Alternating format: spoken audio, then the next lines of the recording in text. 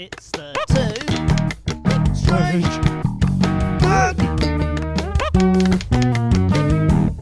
Okay, Two Strange Men, we're back. Two Strange Men, yeah. It was almost like this was yesterday. Yeah, but it was today, wasn't it? Because we are filming back to back. This is the first time we're doing it. Double bubble, baby. Double bubble. And you just said to me, I'm ready for a number two. Always ready for a number two. Yeah, and you mean podcast, but really the joke was double entendre because you need a poo. Honestly, you could do an entire hour podcast on your obsession with poo. I'm harvesting a food baby right now, in fact. Where did you go beforehand? Just, it's busy. Do you know what I mean? Shall I let you into a little secret? Yeah? I've also, no, this is a podcast, right? So you can, later record. So you could go for a poo. No. And we could have done this afterwards. I'll just squirm uncomfortably, I think. Kind of like the film. Nice segue there. Absolutely. Yeah, I felt like I needed to shit while watching this film. But I didn't really. It's just more like an emotional shit. And I've had shits that have looked similar. Like I've looked into the bowl. Yeah. And it's looked similar to the I have stared into the abyss. Yeah. So I don't even know where to start. Yeah, okay. Well, let's start with the title of the film. What are we looking at today? Mad God. Mad Gods, okay. Give me some basic production info about Mad God. Yeah, so usually we delve straight in plot, right? And we try and kind of work out the first part. But there isn't much of a narrative plot here in terms of there's no hefty bits of dialogue. There's no massive moving parts. It's kind of like a visual storytelling throughout. So what I think is super interesting about the film is actually the production of the thing. Yeah. So Phil Tippet. I love that Tippet. Tippet. Love it. Phil Tippet. Sorry, Phil, but Tippet is so funny to say.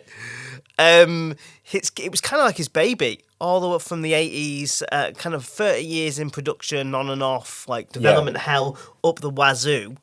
I think it's more the fact that he had an idea, he started it, and then he took a huge long break because his career got in the way. He James Cameroned it. Yeah.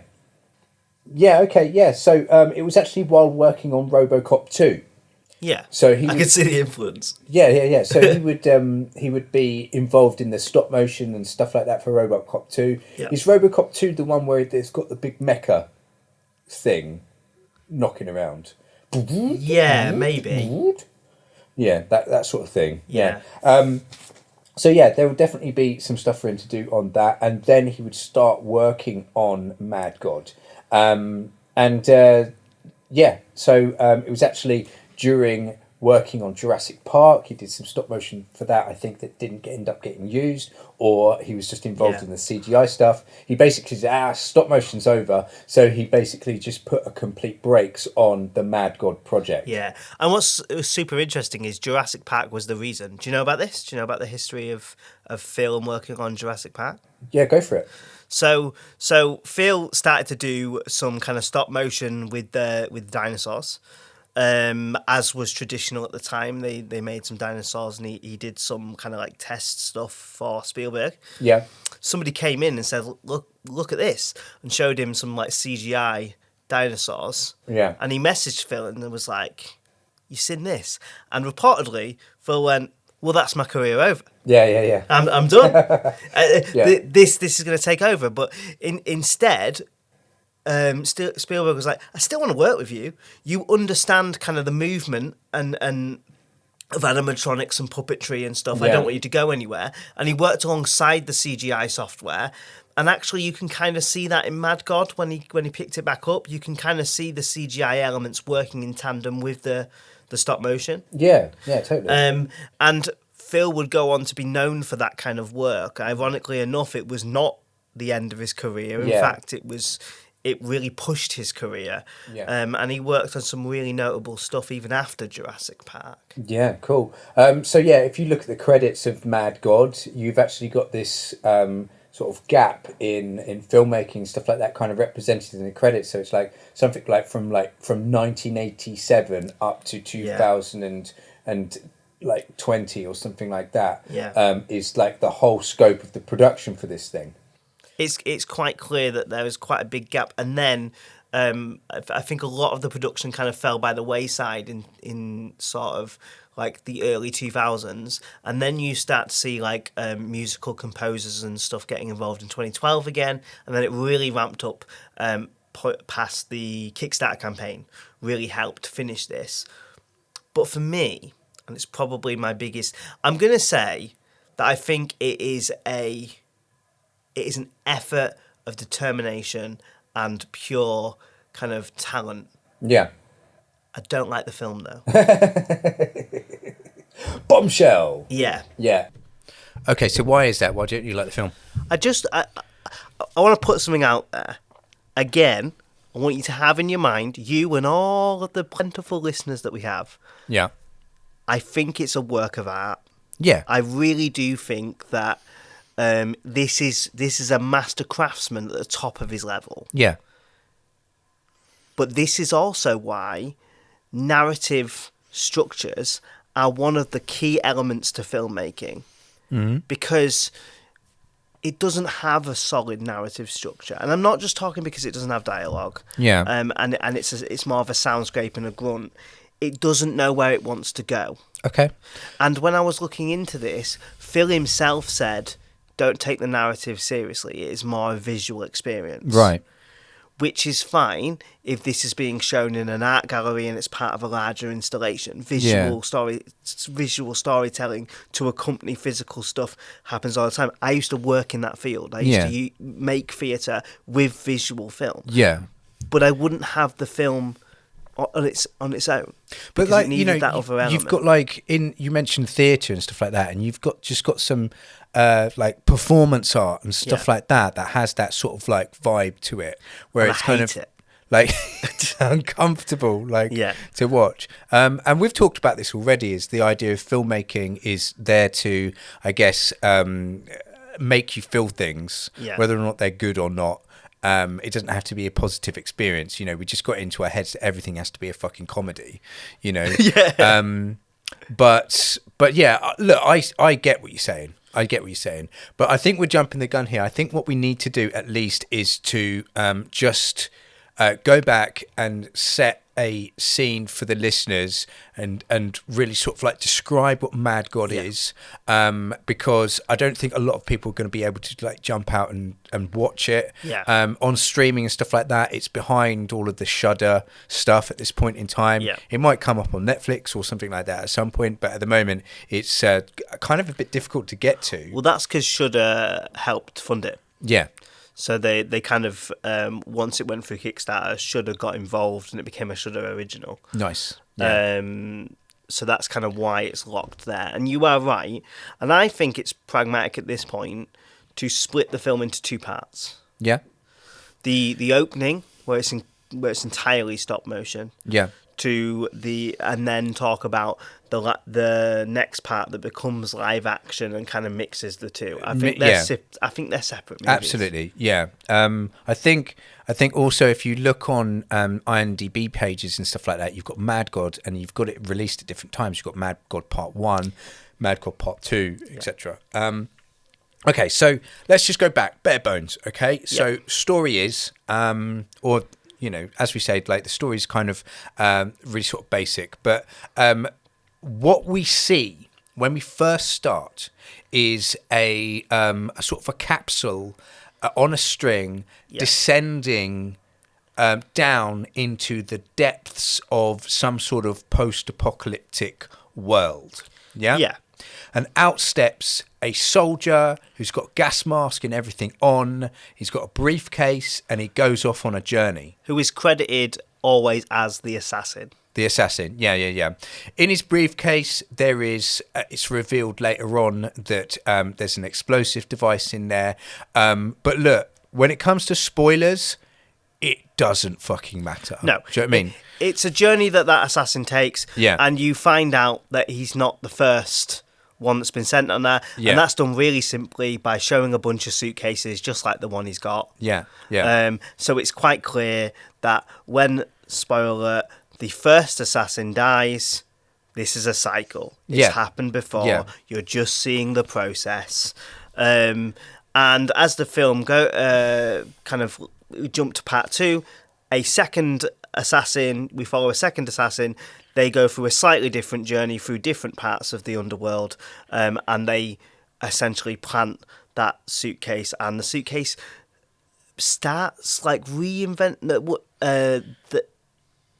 then they take like a thing from the assassin. Yeah, I don't even think there was a grinds it second down. assassin. I don't even remember that second assassin. Like the what happens is like the first assassin tries to plant the bomb, but the timer goes off and it doesn't work. He's captured and he basically has this sort of like worm-like creature surgically like taken out of him, and then this worm-like creature is taken on the rest of the journey. And eventually is ground up and turned into a gold bar that is then used in some sort of device that is then shot out into space and hits a planet, and it fertilizes that planet and essentially creates civilization again. And the whole thing is about cyclical process and stuff like that. And look, at the end of the day, you might think, oh no, you spoiled it for me. It really does not matter. The story is just so very fucking basic, okay? It's like me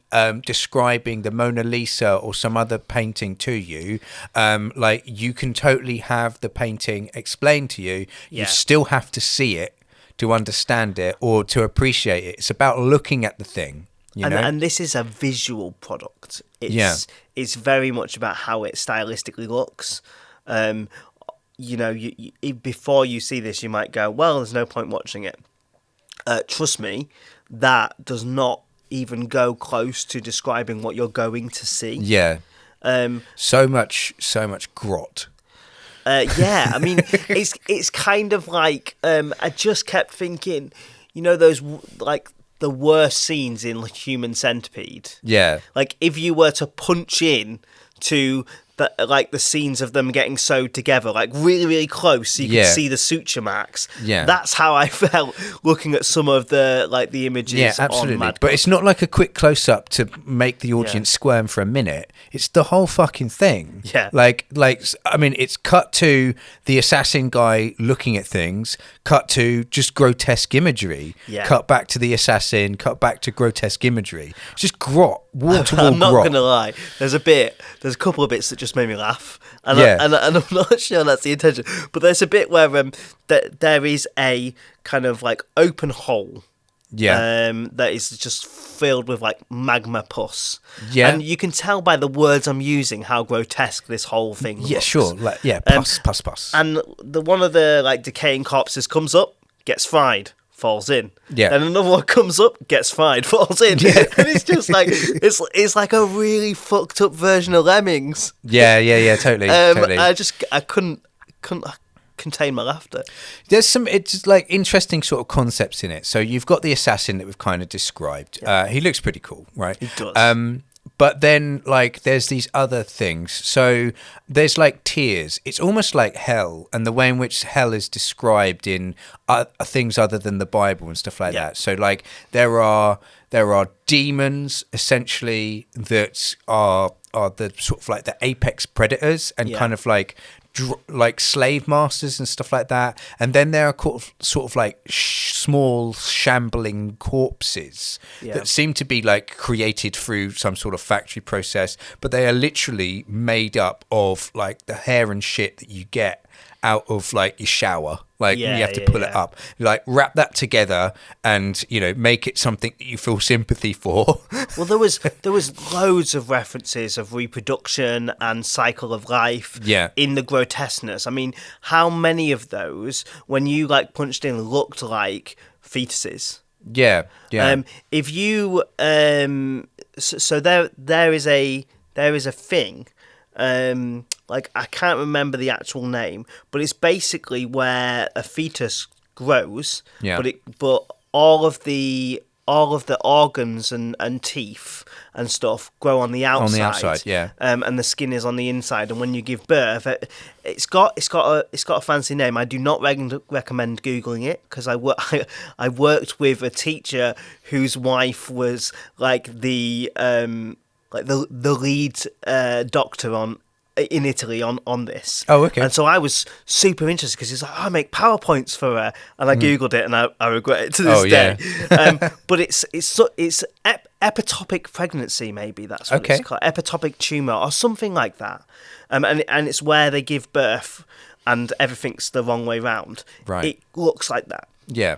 Yeah. Like very much shot by shot. Yeah, I mean, like there's a lot of in the character creation, like of these demons and other such things. Like they're using a mix of mediums. It's not like just plasticine, etc. Yeah. But there's all sorts of other things. Like a big portion of it was like the use of teeth, like human-like teeth, but using it in different ways. So there was one particular demon that ended up chopping away at this like slug man, which was the first bit of like sort of like harsh cruelty that we saw there.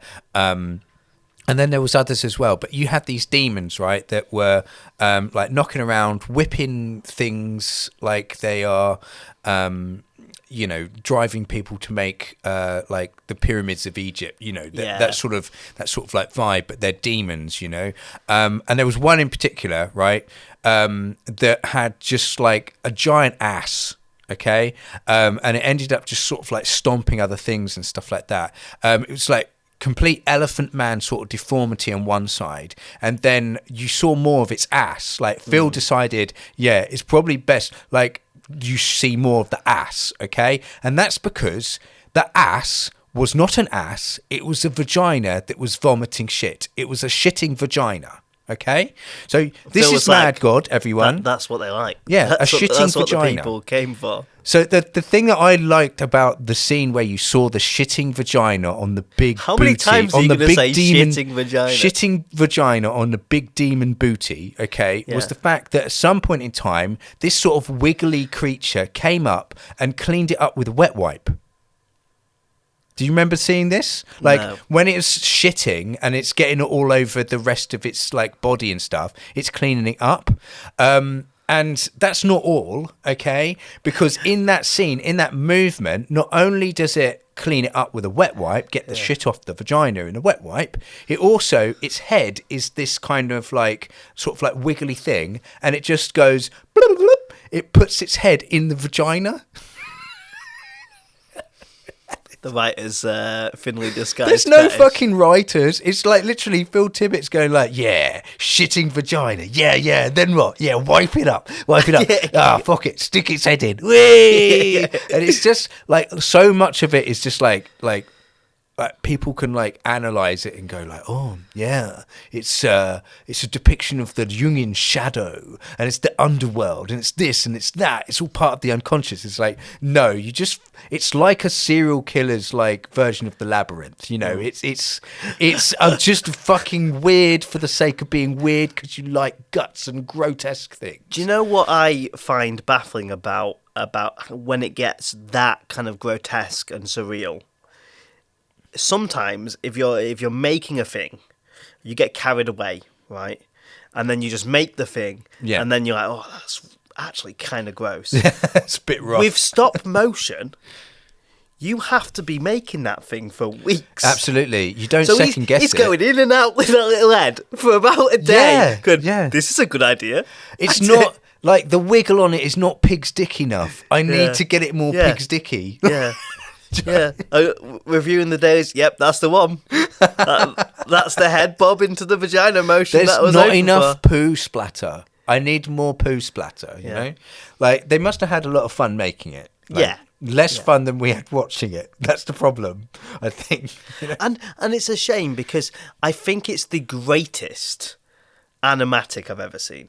Yeah, like I say in parts, it's great. It's an animated storyboard. Yeah, it's the best concept art for a world I've ever seen. Yeah. Oh my goodness! Like some of the sets that they've built there for these little stop motion things, they looked amazing. Yeah. That point in time when the assassin was like walking through, and it's before he gets in the army jeep. And you've got the scenes of like, it almost looked like the aftermath of like a nuclear fallout.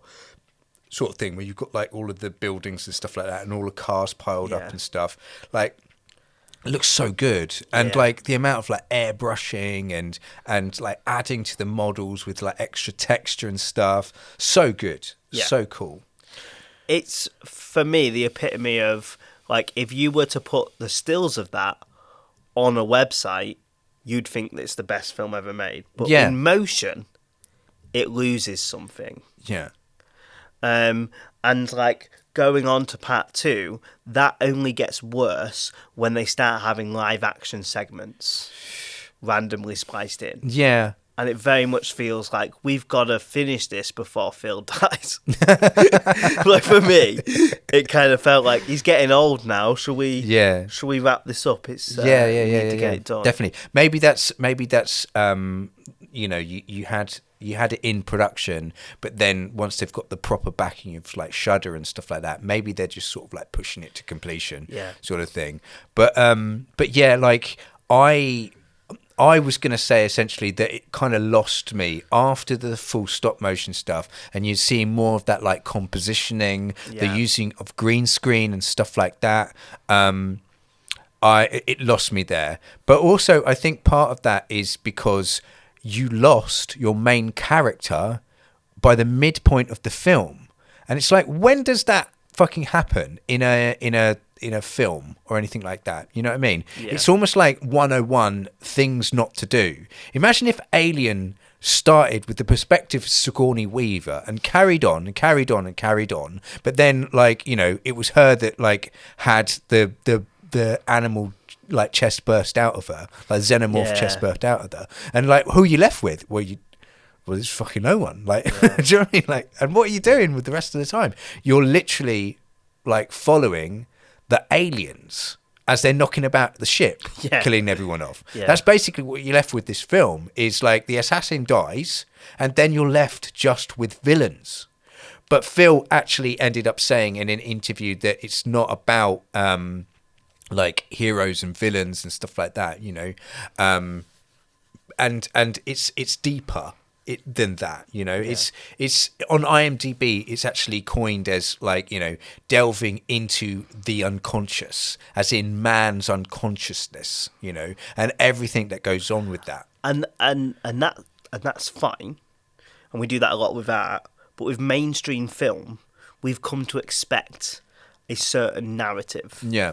And I think there is narrative dissonance there when we do break free from it. And like a lot of the discourse around this does say it's an experimental film, and okay. Yeah. He's breaking that tradition of following that character, and we continue the story once that character dies, and that's fine. But also, if you're going to make a film and push it out to the mainstream, like Shudder, you have to be aware that there might be elements of the film that isolate people. Yeah. I mean, it's a super example of modern independent film, though, right? So, like, it actually had like a budget of $150,000. That is absolute pennies, isn't it? Minuscule. Minuscule. It's just in a studio, you know. It's all of that sort of stuff. That's made me kind of enjoy the film. Yeah, absolutely. But like with its very limited theatrical release, it doubled its budget.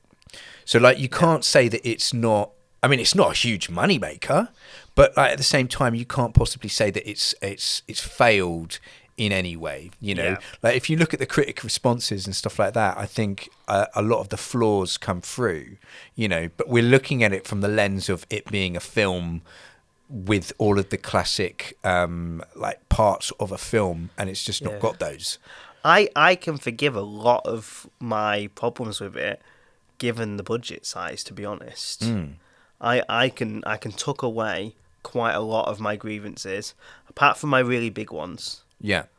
Which is the whole narrative and the underpinning. But in terms of visuals, for such a small amount of money, that's incredible. That is powerful. Yeah. How far they've made that money stretch.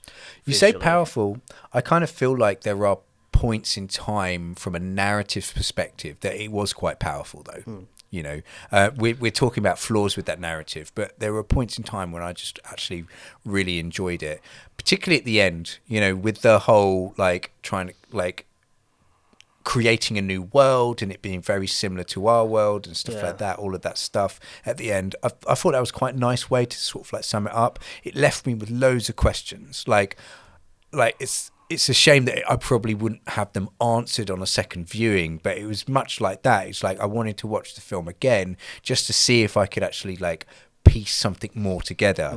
But I fear it's not there.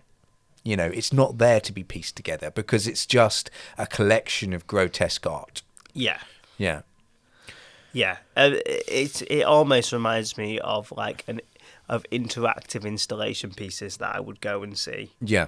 And you know, it had this like idea of symbolism and the unconscious, and you would kind of just traverse it. Like Yeah. if that was in an art gallery all broken down into pieces, you wouldn't bat an eyelid. You would think it's just a visual kind of interactive storytelling experience. Yeah. Yeah. What was your favourite bit? Honestly, the original descent.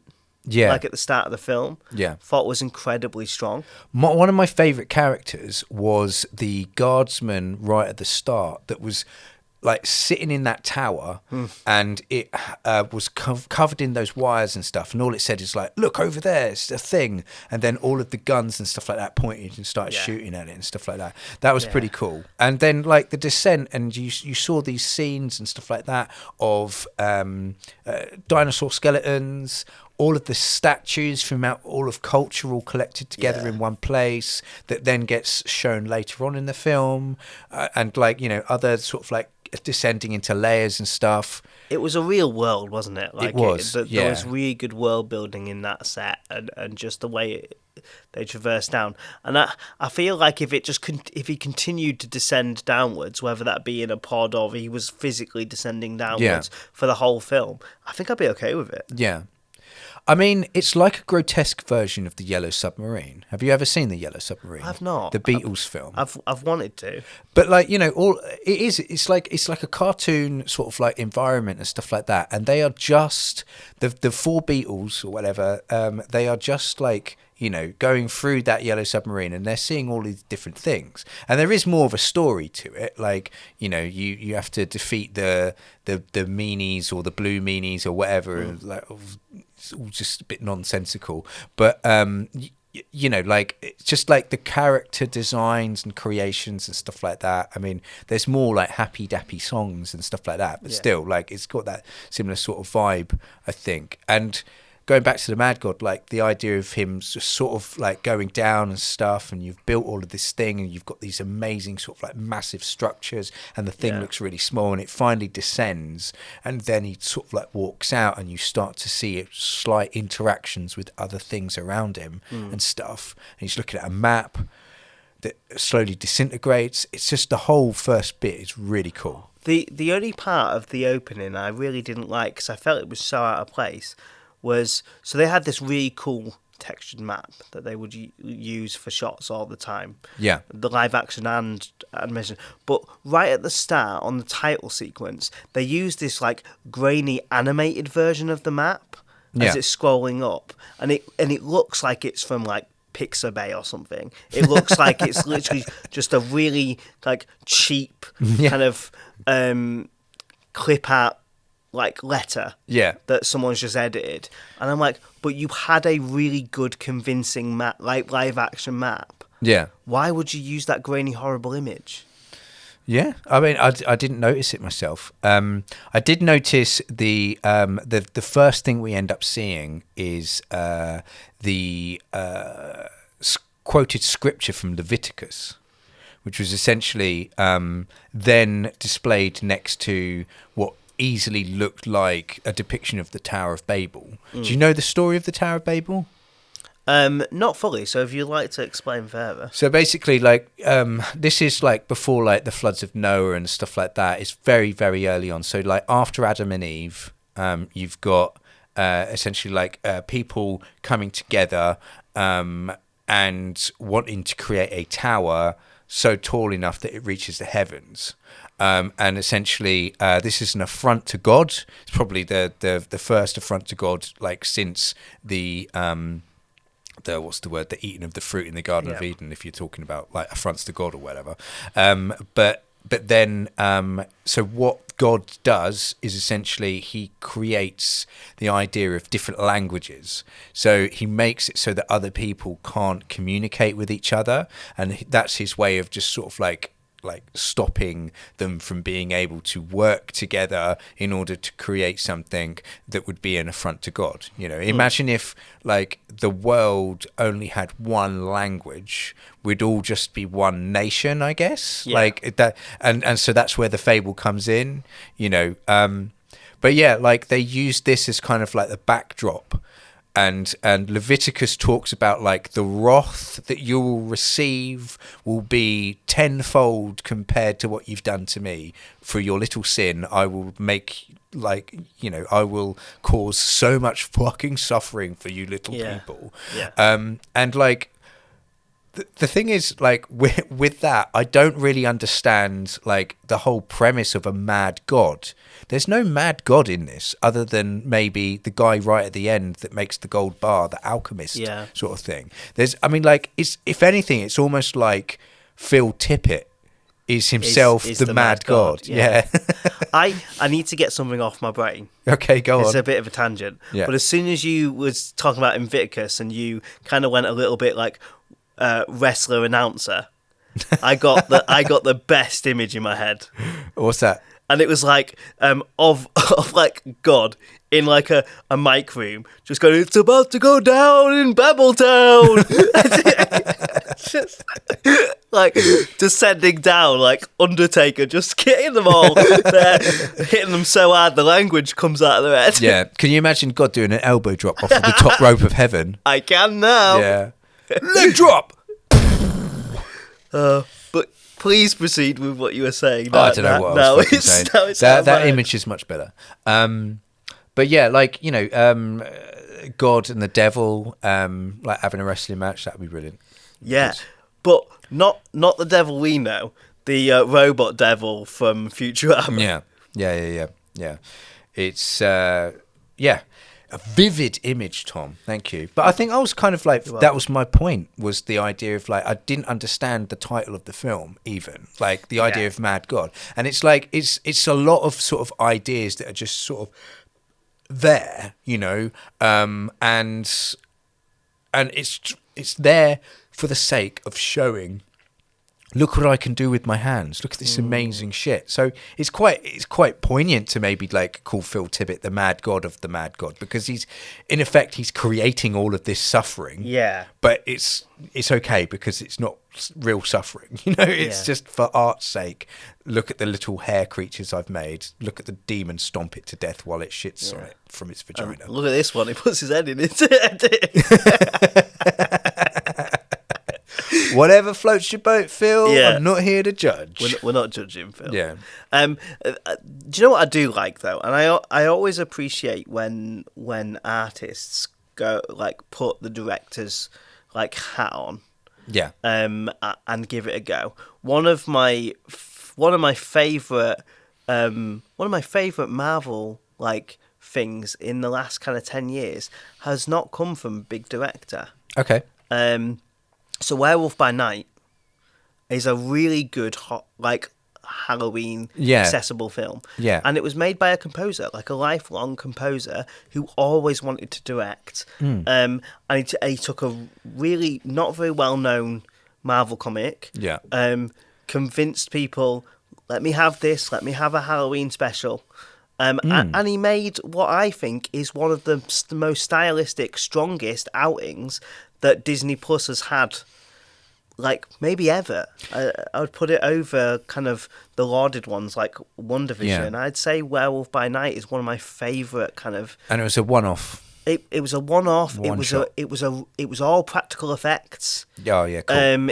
It was a real love letter to the old Hammer movies and the old kind of horror, horror of the 30s that is coming back. And I just think it was really well done. And it was a passion project.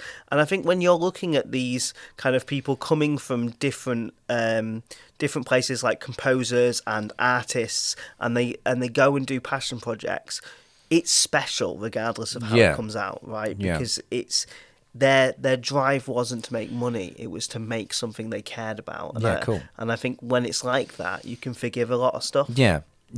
I mean, was this composer quite old? Like at this stage, Not necessarily. He's gone through the rigor, No, and he's finally, it's like a dream to do this. He's been in the industry for about 20 odd years. Okay. He got in really young.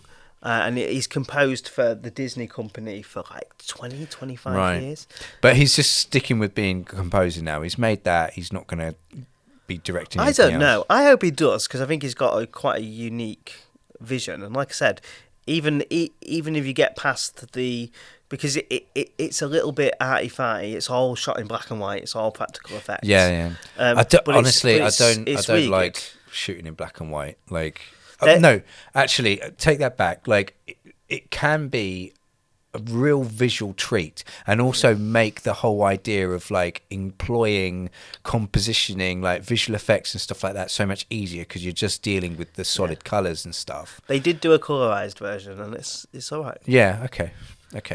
But yeah, I mean, like, it's almost like subtitles on a film. It's just like, oh, okay, you've added this, and it's not as good. No, yeah. Okay, cool. Okay, so yeah, Mad God.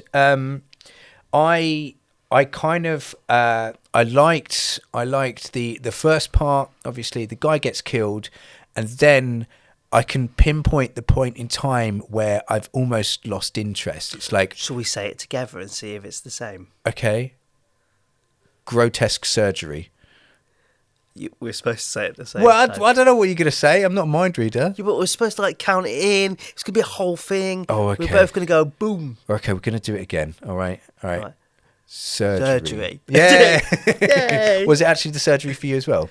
It was around that time. Yeah.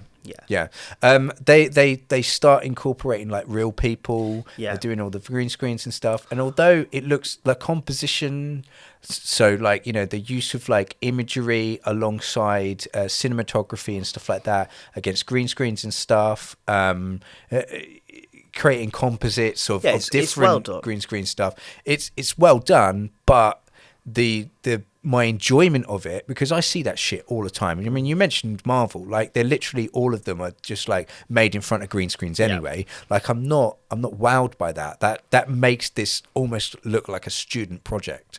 Do you know what I mean? Because of like, you know, how much difference and how less the time consuming it must have been as well to produce that as well. But let's like talk about the concept. Like at that point in time, you kill off your main character. We've talked about how that's like inconsequential, but still, like you kill off your main character, but you also gruesomely and brutally murder them as well. Yeah, it wasn't nice, was it? It was like it was fully like rip them apart. Like a surgeon that's essentially delving his hands into the chest of a body and pulling out blood and all sorts of things. It's quite interesting that it's like pulling out like wealth, like money and other such things like that. Yeah. But it's all just a whole big, just sort of gruesome sequence that I don't feel really had much artistic merit. Like, I don't think either of us really kind of like gore, do we? No, I mean, I think there's a place I would never watch Hostel. Yeah, or anything like that. I don't mind body horror like that. I don't mind body horror, but then there's gore, like Hostel and Saw. But I think once you give me too much of it, I'm like, right, so that's what you've got to say. Yeah. When I didn't mind too much the substance, because I felt like it was necessary for the scenes that it happened in. But I need to make a distinction there. So you've got body horror and then you've got gore. They're two different subcategories of horror. You know, you've got the body horror, which is the substance and other such things like that, all of Cronenberg's work and stuff, where it's more like we undergo like body metamorphosis and stuff like that. You know, like you would, if a human went through the same thing that a frog goes through, like that would be body horror. You know, and we see that as that. You know, something where I don't know, like you actually saw a fucking Teletubby with the screen in their belly, but it's actually a human walking around with a screen in their like like an actual television screen with their body sort of cut open so that the television screen like is there. Ugh. I don't know, like, do you know what I mean? Thanks for that. That's body horror, okay? But gore is literally excessive blood and the guts and shit. Look, I'm going to cut a head off. I'm going to cut an arm off. Look at all the blood pouring out. Yeah. The blood. Like, that's... the blood. that's gore. And this was gore. Like, we've seen loads of body horror throughout this thing, but then it's descending into gore. It's excessive, isn't it? Excessive. And it's also like, it's like killing Bambi's mum, like, on screen, but also putting her through a full abattoir. Yeah, or killing her and going, see that wood chipper? We're going to put her through that. Yeah, exactly. Like, no, and don't do see that. her actually from her perspective going through the wood chipper and all the blood and see shit. the eye like pop. Yeah, exactly. This is what they were doing Yeah. with this thing, and it's just deeply unsettling because you I was okay? like, this assassin guy is pretty cool. I like him. I kind of feel like. Is this my responsibility? Have I done this to you? No, well, this is a pick for you, isn't it? We've both talked about this film beforehand, like sort of like looking forward to watching it, but you don't know what you're getting into, do you? No. No, and look, I mean, I'm totally fine with the film. I've got no problem with the film. It's just, I mean, you're shaking. but I'm shaking all the time, aren't I? I'm like a chihuahua. Yeah. But yeah, like it's interesting. Talking about Teletubbies. So when you're first, like when they take the big worm thing out of the assassin and they take it off to the what is called the alchemist, and he does all the shit and turns that worm thing into gold and stuff, which again was quite disappointing. I thought that it was then they were gonna like take it from his body and then turn it into like a new thing or something. It would have like a positive spin in some way, but it did not. It's like, no, we're gonna put that through a crushing machine, a mangling machine. So yeah, that was a bit distressing. But like before that, they had this little segment where they kind of showed almost like these little colourful aliens in sort of like a little miniature sort of terrarium that he'd made.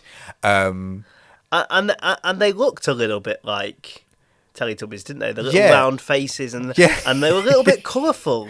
Yeah, they reminded me very much of the other show that the Teletubbies creators did called In the Night Garden. Oh, Eagle Piggle and all of that shit. Yeah. But like, is your kid not watching that shit? Absolutely not. No? What's wrong with that? Nightmare ghouls, they are. Yeah? They are You're just gonna fast forward and let him watch the Mad God. Honestly, you know how like you have like hot horror films and people have like things under their bed and you'll see some like nails coming out and scary. Yeah, it's Eagle Piggle down there for me. If I saw that, I'd just be like, nope, that's it. I'm ending my life. Like I'm done. I mean, like to be fair though, like they kind of give me like pedo alien vibes. Yeah, like there's something a bit wrong with them. Imagine like them being real and kind of come to my convention, kids. That's not a convention you want to be going to. Yeah, I mean, like the thing is, like I've always found like children's, like costumed children's like entertainers a bit weird. Like everyone seems to love Lazy Town, like. Yeah, and like the faces kind of look like the little other grotesque. kids. They're weird. Like they're weird. You just want to kick them, don't you? Yeah, absolutely, kick those fucking kids. And yeah, like Teletubbies, I've always found them fascinating for a similar sort of thing. But it's also how they speak as well. It's just very sort of like weird and got nothing on the OG. Okay, Barney. Not bad. Worse than Barney. Worse than Barney. What? Oh, what's his name? He used to knock around with Noel Edmonds. Mr. Blobby? Oh, Mr. Blobby. Just the very mention of his demonic name. And he's even got like a wobbly voice. Blobby. Oh, I hate it. Really? Like somebody put the music video on once as a joke and I nearly had a breakdown. Oh yeah. Well, is that like very early sort of like childhood horror for you? Is that Mr. Blobby? Oh, absolutely. Well, thinking of body horror, one of the things that I've really struggled with growing up is the early Sugar Puffs adverts. Right. So, speaking of Cronenberg body horror, the Sugar Puff adverts had the child eat the Sugar Puffs, and literally the monster would burst through his skin, and like, you know, it would be a grotesque sort of transformation. I literally could not watch that. It was horrifying for me. It was worse than like Ghostbusters or Aliens and shit. Yeah. Like, it was like my first foray into Cronenbergian shit. I had to hide behind the sofa whenever it was on. Like, that's a true story. Like, that scared the shit out of me. I'm gonna have to find that. You have to go find the original adverts. They were fucking scary. Honey. I think I remember it. Yeah. Yeah. Because they still did the whole Sugar Puff Monster, but they'd stopped like having him transform and burst through the pajamas a and mascot, stuff. wasn't he? Like in the 2000s. Yeah. But yeah, creepy shit. Creepy I shit. love that. It's weird how things can sort of like just scare you like that. Yeah. But yeah, I mean, like it was almost like, because they were setting this alchemist up to be a god, the mad god. Yeah. He basically, he just to set that up, we had like an Adam and Eve sort of scenario play out, and again, it's just not thought through, because it's like, what ends up happening is you've got these weird sort of like in the Night Garden sort of characters, lovely, in a like a weird sort of like alien world, and then there's no tempting by a snake or anything like that. There's no sort of like nuance in the story. It's just like, this will be funny. Trap door opens and then a crab creature comes out. Crab creature that looks like it's been spray painted colourful so that it can be like camouflaged in their world. Yeah. And it just fucking takes one of them away and eats it. And that's that. Yeah. Job done. Job done. Like, hey, narrative served. Tick. Yeah, hey, it's like paradise on Earth. And then a fucking crab comes and eats one. Yeah. Amount of times I've thought I'm having a good time, and then a giant sentient crab just comes down and goes, fuck off. That's it. But like, it's representative of a lot of things. I don't know what having the cockroaches who were playing cards while drinking tea look on as this happens. I don't know what that's trying to tell us. But you know, it's essentially, it is a if we were to look at something like psychology and stuff like that, I mean, to look at Jung, you know, it's a descent into the underworld, but it's also a descent into the unconscious mind and everything like that. And when we think of the unconscious mind, you're confronting your repressed fears, and you're facing what Jung would call the shadow. And it's like, it's throughout, it's got loads of elements of just the shadow in it, you know, but it's like, you know, it's in therapy it would mean like, you know, digging past like your surface thoughts to get to the raw buried stuff like childhood trauma, your instincts, your fears, your complexes and stuff. And so you find that in Mad God, you find like unchecked aggression in like the endless war that's happening. You have a loss of individuality, or you are completely dehumanized when you have like the exploited bodies and stuff like that. And you've got like the idea of like repressed systems, like running on autopilot, like unconscious patterns of behavior through that looping sort of mechanical world. Like you're unaware of why you do something and you keep doing something, you know. If you were to sort of like look at this outside of his own interpretation of these things, you can kind of like attach loads of this stuff to the idea of like delving into the unconscious, I find. Yeah, I can see that. But again, are we doing that thing where we're over-intellectualizing something? I like to. I feel like I have to a lot of the time with films. I want to know that there's more to it. But I couldn't give a shit if the director did not intend for that. You know? That's what you're perceiving. That's your reality of the film. Absolutely. As soon as a piece of art gets put into the world, it no longer belongs to that person. It belongs to all of us. Yeah. And we can find our own meanings in it and other such things, you know. And I think if you essentially, what you're doing is through all this grotesque imagery and stuff like that, you're almost giving us a blank canvas to essentially go, oh, that could mean that, and or that we can interpret that as that and that and that and that, blah blah blah. So yeah, like essentially, I'm trying to sell the film at the same time as just warning people. It's just like, don't get involved in the story. Yeah. Like, don't worry about the guy, because he's just there, you know. The one thing I would say is if grotesque imagery does not put you off, Yeah. then you 100% should watch the film. Oh yeah, totally. Like, it is an experience. At least try the first 45 minutes. Oh yeah, I mean, but like, you know, you could actually watch Mad God Part 1, and that would be really, really fucking cool to watch.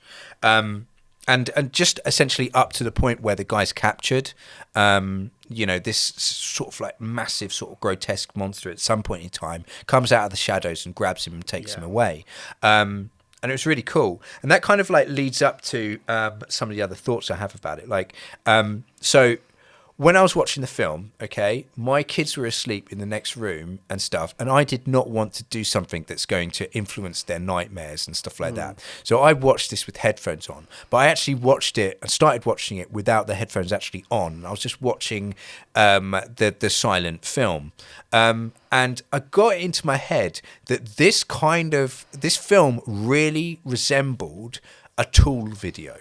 A Tool? Yeah, so Tool is a band from the 90s and noughties. They're still going today, but like they're a bit old now. But like all of their videos looked like the Mad God. Right. Like they did mixed media and stuff like that. They did an awful lot of stop motion stuff, and often the stop motion would be sort of grotesque stuff, etc. And I wouldn't be surprised if Phil Tippett, like, you know, had influence on that, or in some way was like related to the artists that work with Tool.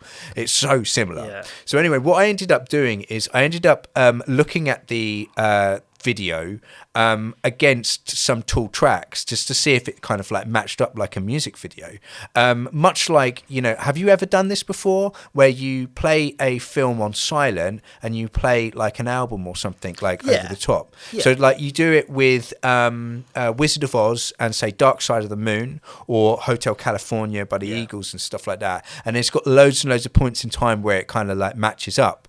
There's a podcast where someone does it with like fucking Paul Blart Mall Cop at one point in time, Dark Side of the Moon, and it actually works out really nicely. But yeah, like, you know, I listened to the Tool album Lateralis, and there were some bits that matched really well. Okay, I'll just go through my two favourite bits that matched up. And you can do it at home. And you can do it at home as well. I'm actually going to make a short of this, so like, you know, you'll be able to like watch these bits. Yeah. But you've got the point in time where the thing is descending, and the first track of the Tool album Lateralis sort of matches up with all of the guns moving and shooting and stuff like that. Oh, nice. It really works nicely with these sort of like primitive tribal drums and the, like, you know, the heavy guitar going over in the background. You know, they're a progressive rock band, okay, so they're up there with Pink Floyd in the fact that their whole album goes through that progression. So that bit really sort of matched up. It almost matched up at the point where he moves down and hits the floor and then comes out. But the point that really matched up really well was after the guy's hanging around with the shitting demon out of his shitting vagina, etc. He descends further down and he's in this area of quiet. He has to get his torch out and he's going through tunnels. And as he, like, you know, comes out into the light, we see all of the suitcases and stuff. And during that time, the lyrics are talking about looking into the past and history and stuff like that, and you're seeing all of these other suitcases all piled up and stuff, and you're looking at that suitcase and stuff, and he sets the timer and everything like that. And so that moment was quite nicey, but then very quickly it goes very sort of silent and quiet. It's all sort of still, but as that monster comes out and takes him away, it goes fucking heavy, and it's so good, that transition. Did you do the whole album on the... I did most of it, most of the album. I kind of got a bit bored because, like, with other things, it's like it's never going to be perfect. There's always going to be little nuggets and things like that here that really sort of like sync up really well, and you're like, oh, that's amazing. But you could pretty much do that with everything, couldn't you? Yeah. But it's fun. It's like I was getting high without getting high. But like that's where Well, I you am. know what that's about. We established before. Absolutely. But yeah, I mean, it was really cool. I think like Mad God reminded me of those points in time, and I'm sure you had this as well, where you kind of like, you're left with the TV. Like, kids now won't have this because you've got YouTube and everything's instant. Yeah. But like when you only had like TV channels and everything, and you had to flick through TV channels to find something interesting. Maybe you had like satellite TV and or just the basic shit. Like when you get into like late night TV watching and no adults are around, you can come across the weirdest fucking shit. Yeah. Like it might So I be discovered Toonami, and half the anime I should not have been watching. Oh, absolutely. But like even weirder stuff, like, you know, there's a film, there's another stop motion film. You didn't let me tell you what the anime was like. Oh, okay. Well, yeah, there's some really fucking weird stuff. Like any of the Tartan Asian extreme stuff that came out, this would have sort of fit with it. All I'm saying is tentacles, my friend. Tentacle. What is it? Is it like one of these Demon Slayer ones? No, I'm going way back. Like, okay, what was like it? Like 90s. There was one called Tennu something, and it was about a guy that lived on the moon, but he had this harem, and like this monster was turning girls into tentacles, and they're trying to put tentacles up all different holes. Yeah, I mean, like, you know, for me, I think that literally the first time I ever came across Tool was when I was flipping through channels, and then there would just be that weird fucking music video, one of their weird music videos, and I'll be mesmerized. It's like, this is the weirdest shit I've ever seen, you know. But yeah, like, you know, it is like that. It's like an absolute weird fever dream throughout the whole thing, essentially. But yeah, like, definitely check it out. And yeah, you will be pleasantly surprised, pleasantly disappointed, pleasantly horrified, I would say. That are the three states I like to be in. Yeah, as always. As always. Anyway, that is another episode. And what are we going to be doing next episode? So we are going to kind of follow this downwards to the idea of the underworld. Yes. And we're going to be exploring that journey to the underworld and what the underworld concepts are. Nice. Okay. Until next time, we'll see you in the underworld. Goodbye. Take the elevator all the way to Hades Town, folks. That is a great way to end. Bye. Bye. Thanks for listening. Here's a disclaimer. We are not experts. We could easily get things wrong in an episode. Our intention is to explore and open up the possibilities for further exploration. Come find us on Twitter, Facebook, Instagram and YouTube. We would love some interaction.